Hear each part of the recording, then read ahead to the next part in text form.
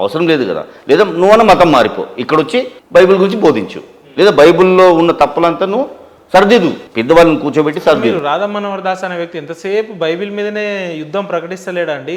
ధర్మాన్ని కూడా చెప్తున్నాడు. ఏ ధర్మాన్ని? ఇప్పుడు మా హిందుత్వంలో ఉన్న రామాయణం గురించి కావచ్చు, మహాభారతం, వేదాలు, కురుక్షేత్రం గురించి అన్నీ చెప్తాడు ఆయన. ఒక్కైనా కాదు కదా, చాలా మంది చెప్తున్నారు. ఆయన ఒక్కైనా చెప్తున్నాడా? చాలా మంది ఉన్నారు, వేద పండితులు చాలా మంది ఉన్నారు. కానీ అందరు ఈయనలాగా చేస్తలేరు కదా. పురాణాలు, ఇతిహాసాలు చెప్తున్నారు, చాలా మంచిగా చెప్తున్నారు, సాంప్రదాయాలు చెప్తున్నాడు ఆయన. చెప్తున్నారు. సెల్లుడు కొడతా. కానీ ఆయనలాగా సెల్యూట్ కొడతారా? కొడతారా? ఇప్పుడు హిందుత్వాన్ని ప్రమోట్ చేస్తున్నట్టు కొడతాను నేను, తప్పలేదు. కానీ ఏదైతే క్రైస్తవ మతాన్ని తొక్కుకుంటా పైకి వెళ్తాను అనేది తప్పు. కేవలం క్రైస్తవం టార్గెట్ చేయడము. మరియమ్మను, యేసుప్రభు తల్లి అండి, ఎంత దయాహీనంగా మాట్లాడారు. నేను మాట్లాడలేను ఆ పదాలు, మాట్లాడొద్దు కూడా, ఎవరి గురించి మాట్లాడొద్దు. నా దేవుడు అని కాదు, ఏ దేవుని గురించి మాట్లాడొద్దు. సో ఇంకెన్ని రోజులు ఇలాంటి వివాదాలకు తెరలేపుతారు? దీనికి ఫుల్ స్టాప్ ఎక్కడ ఉంది? ఇది ఫుల్ స్టాప్ గురించి, ఇది చేసేదంతా ఫుల్ స్టాప్ గురించే. అంటే ఒక్క రాధా మనోహర్ దాస్ అనే వ్యక్తి మాట్లాడడం ఆపేస్తే ఆగిపోతుంది అనుకుంటున్నారా? ఎట్లా? అది ఇప్పుడు సొసైటీ అండి, కొందరు మారుతారు, కొందరు ఈయన చూసి వద్దురా బాబు నాకెందుకు. ఇప్పుడు ఒకరి పేరు, ఇప్పుడు నేనే ఉన్నాను, నా పేరు బయట ఒక నెగిటివ్గా వస్తే నాకే ఒక బాధగా ఉంటుంది, ఎందుకురా నా గురించి నెగిటివ్ ట్రోలింగ్ అని చెప్పి. అలాంటిది ఇతరులు కూడా వాళ్ళు బాధపడవచ్చు, ఎందుకు నేనెందుకు ఇలాంటి వ్యాఖ్యలు ఎరకాలి, ఎందుకు దురుసు మాట మాట్లాడాలి మా అనుకుంటారు. సో ఆశిస్తున్నారా అలాంటి ఫలితాలు రాధా మనోహర్ దాస్ గారి నుంచి వస్తాయి అని ఆశిస్తున్నారా? ఏదైతే అజయ్ బాబు గారి విషయంలో జరిగినట్టే ఖచ్చితంగా మారుతారు. ఎందుకు అంత కాన్ఫిడెన్స్గా చెప్తున్నారు? కాన్ఫిడెన్స్ అని కాదు, అదొక నమ్మకం. చెప్పలేము, ఇప్పుడు ఇది దైవ నిర్ణయం అనుకోండి. ఇప్పుడు ఆయన మార్చాల్సిన అవసరము దైవ నిర్ణయం అనుకోండి, ఇప్పుడు దేవుడు ఆజ్ఞనే అనుకోండి. ఫలిస్తుంది అనుకుంటున్నారు మీరు చేసే ఈ ప్రయత్నం? ఖచ్చితంగా ఫలించాలి, దానికి మీలాంటి వాళ్ళు సపోర్ట్ కావాలి, ఇస్తున్నారు. ఇప్పుడున్న పరిస్థితులని, లేదంటే ఈ మతాలు, కులాలు, ఈ రకమైన ఘర్షణలు జరుగుతున్నాయి కదా, ఏం చెప్తారు మీరు? ఒకటేనండి, ఏ మతస్థులైనా సరే ప్రతి మతాన్ని గౌరవించకుండా పర్లేదు, కానీ కీల్చపరచుకోండి.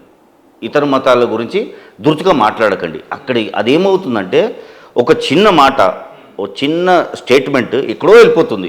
ఇప్పుడు పువ్వులదే చూడండి, అది మల్లెపూలు, కానీ ఆఫ్టర్ ఆల్ కాదు, అది చాలా చాలా పెద్దగా వెళ్ళిపోయింది. అది ఎంతవరకు వెళ్ళిపోయిందంటే ఈ ఇరు రాష్ట్రాలు కొట్టుకునే పరిస్థితి వచ్చింది.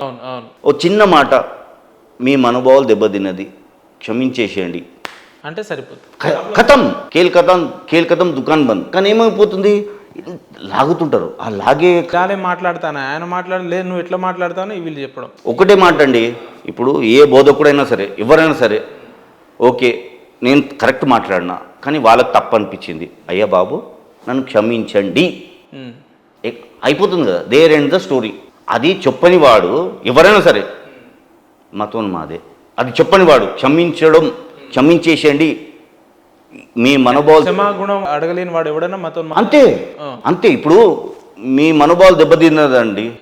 ఇప్పుడు నేను ఏదో స్టేట్మెంట్ ఇచ్చాను, తప్పు అనిపించింది, మీకు తప్పు అనిపించింది, మీకు ఇదేందండి ఇట్లా మాట్లాడేశారు, సార్ సారీ సార్, ఇంకొకసారి మాట్లాడను, నా ప్రవర్తన చేంజ్ చేసుకుంటా, చాలు, అంతే. There end the story. మనము లేదు నేను చెప్పిందే కరెక్ట్, అక్కడ రాసింది ఇక్కడ, అదేమవుతుంది, ఇది మళ్ళీ ఒక నెల ఇలాగే పోతుంటుంది అనమాట. అక్కడేమవుతుంది, అక్కడ మీకు ప్రాబ్లం లేదు, సొసైటీ, దీనివల్ల సొసైటీలో గొడవలు.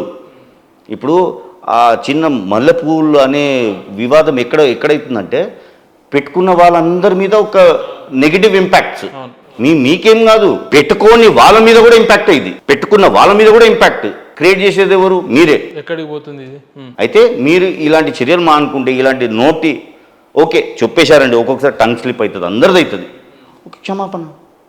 ఇప్పుడు నువ్వు మత పెద్దవంటే క్షమాపణ అడిగే గుణం లేదా నీకు? కేవలం క్షమించే హక్కే ఉందా? క్షమాపణ అడిగే హక్కు లేదా నీకు? తప్పు చేయవా అంటే నీకు తప్పు అనిపిస్తలేదా? దేవుళ్ళే తప్పు చేస్తారు, మనుషులు మనం ఎంత? సార్ ఒక చిన్న ఉదాహరణ చెప్తాను. ఇప్పుడు మనకు కష్టాలు వస్తే ఎక్కడ పోతామండి? దేవుని దగ్గర పోతాము. కానీ ఈనాటి కొడుకుల వల్ల దేవునికే కష్టాలు వచ్చే రోజులు చూసారా? బూతులు మాట్లాడమని చెప్పి మీరు కూడా బూతులు మాట్లాడుతున్నారు. అంటే ఎవరిని అంటున్నారు మీరు? ఈయన కొడుకుల వల్ల అని మాట్లాడుతున్నారు. అదే అంటున్నా కదా. ఇప్పుడు అదే ఇక్కడ స్టార్ట్ ఇలాగే అవుతుందన్నమాట. ఇప్పుడు మన కష్టాలు చెప్పుకోవాలంటే ఇప్పుడు మన కష్టం వస్తే దేవుని దగ్గర పోతాము, వీళ్ళు దేవునికే కష్టాలు పెడుతుండ్రు కదా, ఇంకెవరి దగ్గర పోవాలి? ఎవరి దగ్గర పోతాము?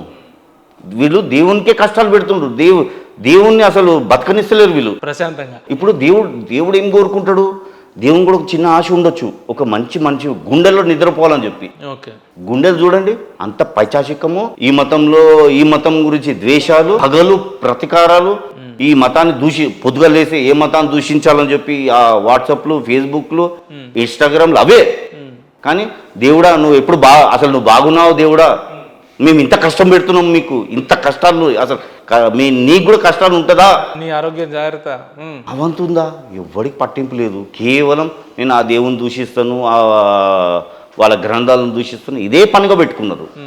ఇది మానుకోండి చాలు. నా ప్లేస్లో రాధామనోహర్ దాస్ గారు మీ ముందున్నారు అనుకో, మీరు ఆయన మొదటగా చెప్పే మాట ఏంది? మళ్ళీ అదే చెప్తాను, గురుగారు దయచేసి ఇకపై మీ గ్రంథం గురించి, మీ హిందుత్వం గురించి మీరు ప్రమోట్ చేస్తే మేము కూడా మీకు సహకరిస్తాము, కానీ మా గురించి అసలు పల్లెత్తి మాట్లాడకండి. పాజిటివ్ మాట్లాడకున్నా పర్లేదు, నెగిటివ్ మాత్రం అస్సలు మాట్లాడకండి, రిక్వెస్ట్ చేస్తున్నాను. ఉందా నమ్మకం ఉందా న్యాయ వ్యవస్థ మీద? ఈయన విషయంలో కూడా మార్పు తెస్తారు, ఆ రకంగా కార్యాచరణలు ఉంటాయి ఈయన మీద అని? ఖచ్చితంగా ఉందండి, ఖచ్చితంగా ఉంది చేస్తారు. చేయకపోతే మళ్ళీ మనం చూద్దాం, మళ్ళీ will SIT and discuss. So చూద్దాం ఎంతవరకు న్యాయం ఉంటుంది మీరు చేస్తున్న ఈ పోరాటంలో అనేది. పోరాటం కాదు, ఇది ఒక చిన్న ప్రయత్నం, పోరాటం వేరే ఉంటుందండి. ఇది ఆరాటం అంటారా? రైట్ అన్న, థ్యాంక్ యూ అన్న. Thank you.